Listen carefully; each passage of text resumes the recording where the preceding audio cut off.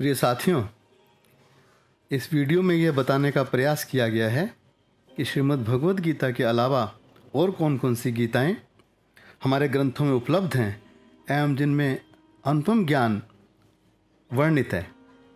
तो श्रीमद् भगवद गीता के अलावा दूसरी गीता है अनुगीता, फिर उद्धव गीता, फिर हंस गीता, फिर राम गीता, फिर अष्टावक्र गीता इत्यादि। एक एक गीता अपने अनुपम ज्ञान के लिए प्रसिद्ध है। तो सबसे पहले अगर हम श्रीमद् भगवद गीता की बात करें तो यह महाभारत रूपी विशाल समुद्र जिसमें 1,00,000 श्लोक हैं, उसमें से 700 श्लोकों का चयन है जो भीष्म पर्व यानी भीष्म चैप्टर में से लिया गया है। श्रीमद् भगवद गीता का इसका उद्देश्य क्या है, किसी से पूछने की आवश्यकता नहीं है। श्रीमद् भगवद गीता में खुद ही इस बात के बारे में हर चैप्टर के आखिर में बता दिया गया है कि श्रीमद् भगवद गीता है क्या। तो देखिए, हर अध्याय के श्रीमद् भगवद गीता के हर चैप्टर के आखिर में जो लिखा गया है वो लिखा गया ओम तत्सत इति श्रीमद् भगवद गीता शु उपनिषस्तु। सु उपनिषस्तु मने ये सुंदर उपनिषद है। और दूसरा विशेषण क्या दिया, ब्रह्म विद्याम, ये ब्रह्म विद्या है, ब्रह्म को जानने की विद्या है। तीसरा विशेषण क्या दिया, योग शास्त्रे, ये योग शास्त्र है, अर्थात योग मने परमेश्वर से जीवात्मा का संयोग, योग मने जुड़ना। किस प्रकार से हम परमेश्वर से जुड़ें, हमें आत्म साक्षात्कार हो, या हमें इसे सिद्धि प्राप्त करना बोलते हैं, इसे रोशन चिराग बोलते हैं कुछ आत्माराम, आत्म सुख की प्राप्ति या भगवत दर्शन, ये सारे एक स्थिति का वर्णन है और जिसे योग कहा जाता है। परमेश्वर से जुड़ने का नाम है योग। तो ये परमेश्वर से जुड़ने की कला, परमेश्वर से जुड़ने के तरीके, परमेश्वर के जुड़ने के साधन श्रीमद् भगवद गीता में बताए गए हैं, इसलिए इसका नाम योग शास्त्र है। तो गीता क्या हुई, गीता उपनिषद हुई, उपनिषदों में श्रेष्ठ हुई, गीता ब्रह्म विद्या हुई, गीता योग शास्त्र हुई।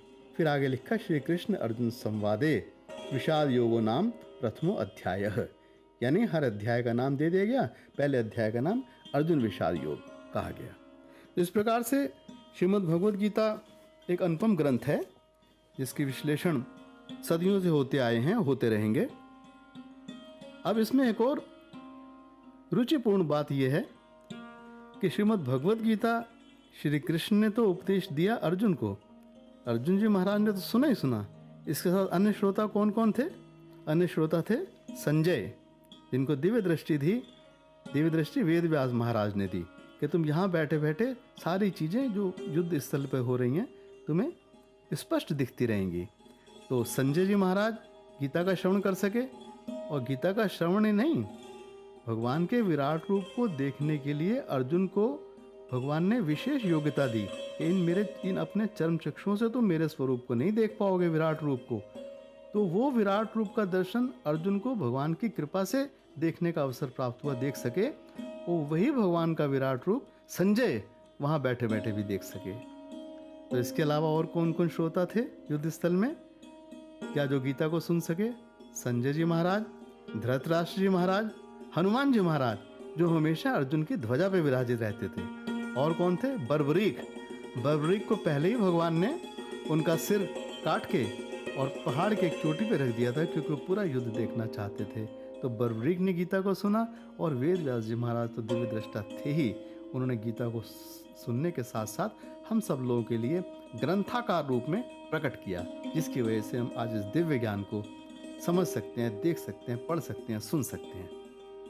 इसके पश्चात अनुगीता जो बताई गई वो भी महाभारत के ही अश्वमेध पर्व से ली गई, और ये भी श्री कृष्ण अर्जुन का संवाद ही है। इसके पश्चात उद्धव गीता आती है जो श्रीमद् भागवत पुराण के 11वें स्कंद में श्री कृष्ण और अर्जुन के संवाद में विस्तृत रूप से वर्णन है।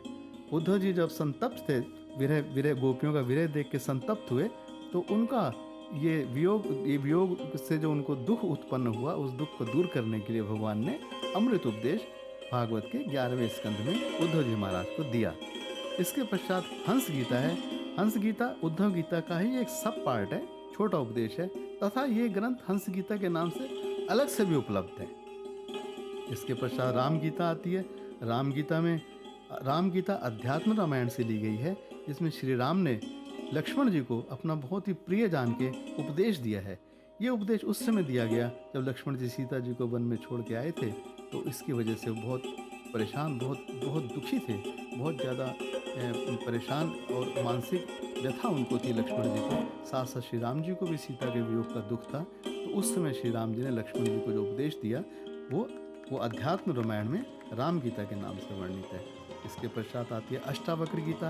अष्टावक्र एक बहुत ही अद्भुत महात्मा थे। अष्टावक्र जी के ज्ञान के संबंध में ऐसा कहा जाता है कि वो जनक जी महाराज से एक बार मिले, तो जनक जी महाराज ने उनको ये मन ही मन सोचा कि ये तो अष्टावक्र 8 जगह से टेढ़े थे, तो उनके शरीर से उन्होंने घृणा की। तो जैसे ही उन्होंने घृणा की, अष्टावक्र जी महाराज दिव्य दृष्टि से जान गए कि जनक मेरे लिए घृणित दृष्टि रख रहे हैं। तो उन्होंने उनको कहा, हे जनक महाराज, इस प्रकार से मंदिर के गुंबद का आकाश से कोई लेना देना नहीं है, और जिस प्रकार मंदिर के घंटे का आकाश से कोई लेना देना नहीं है, अथवा इस संसार की वस्तुओं को जो हमें जो मेटेरियलिस्टिक चीज़ें जो दिखाई पड़ रही हैं, इन सब चीज़ों का आकाश से कुछ भी लेना देना नहीं है। बिल्कुल इसी प्रकार हमारे शरीर का आत्मा से कुछ लेना देना नहीं है। आत्मा सर्वव्यापी, सर्वव्याप्त, सार्वभौम, हमेशा स्थित रहने वाली है। और हे जनक, तुम भी आत्मा में ही स्थित रहो, शरीर की तरफ मत जाओ। जब उन्होंने इस प्रकार से बातें करी तो जनक जी महाराज को बहुत आश्चर्य हुआ, और उनको बड़े प्रेम और सम्मान पूर्वक अपने राजमहल में लेके आए, और अष्टावक्र जी महाराज ने उनको कुछ ज्ञान की बातें बताई जो अष्टावक्र गीता के नाम से प्रचलित हैं। तो इस प्रकार से कुछ मशहूर गीताओं का, कितने प्रकार की गीताएं हमें उपलब्ध हैं, उनका ज्ञान हमारे बीच में उपलब्ध है, ये सब बताने की कोशिश की गई। जय श्री कृष्ण।